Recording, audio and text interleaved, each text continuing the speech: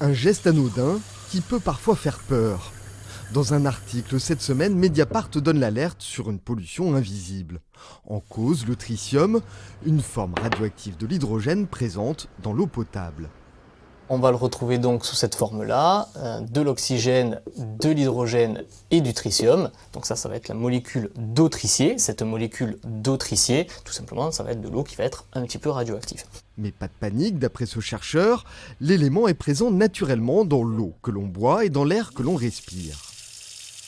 Cette eau tritiée, elle est naturelle et ajouté à cela, on va avoir un marquage qui peut se produire dans certains contextes par des rejets d'installations nucléaires. Et donc ce marquage, il peut amener des activités qui sont légèrement supérieures à celles qu'on va observer de façon naturelle. L'industrie nucléaire ou encore les essais de bombes atomiques augmentent ainsi les taux de tritium dans l'eau normalement comprise entre 1 à 2 becquerels par litre. Au final, l'eau de la métropole limoise présente des seuils rassurants. L'OMS avait mis une barre à 10 000 becquerels par litre.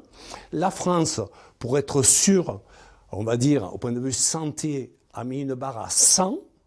Et on se retrouve avec des communes aux alentours de Nîmes qui sont en gros à 20 becquerels par litre. Des seuils très loin de représenter un danger. Les premiers effets qu'on a observés en laboratoire concernant l'impact du tritium sur des organismes, ces premiers effets sont relevés à partir de 5 millions de becquerels par litre dans un organisme.